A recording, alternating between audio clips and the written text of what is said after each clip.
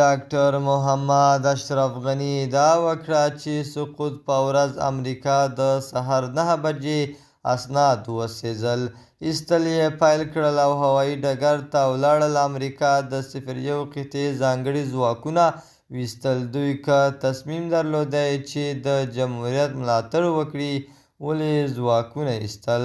په سلامونه مو هرکلی کوم د AFG نیوز چینل درنو لیدونکو.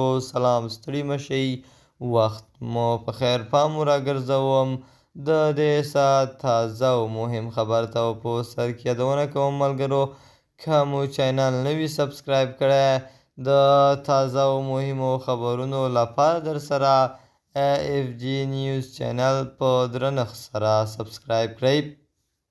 ښاغلی غني دا څرګندونې داسې مهال کوي چې د افغان په بیا رغونې د امریکا د څار اداره سیګار د تېر کال اګست کې د پخواني ولسمشر غني له وتلو سره پر هغه د پیسو د لیږدو اړوند تورونه ځینې پوښتنې ورته ځواب شوي.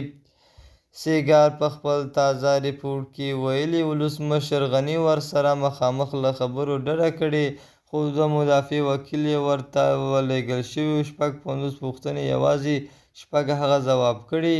ریپورټ په ټوله کې پر دې پام کړی چې ګواکې د میلیونونو ډالرو لیږد په بیړني حالت کې ناشونی کار و او ښایي لسګونه زر ډالر یې وړي وي.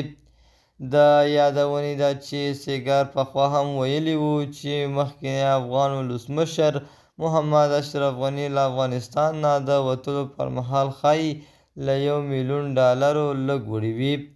د AFG نیوز چینل درنو لیدونکو، دا زموږ د دې ساعت چمتو شوی خبر. د نورو تازه او مهمو خبرونو لپاره در سره AFG نیوز چینل په درنښت سره سبسکرایب کړئ. تر بیا ښې چارې، د الله په امان.